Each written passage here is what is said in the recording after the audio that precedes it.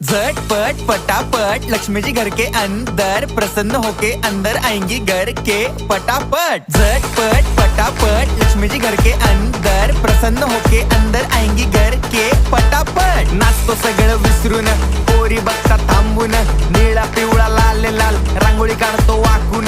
सणासुदीला रांगोळी काढ, भाऊचा बर्थडे रांगोळी काढ, नवीन वर्ष रांगोळी काढ, कलर उरला रांगोळी काढ।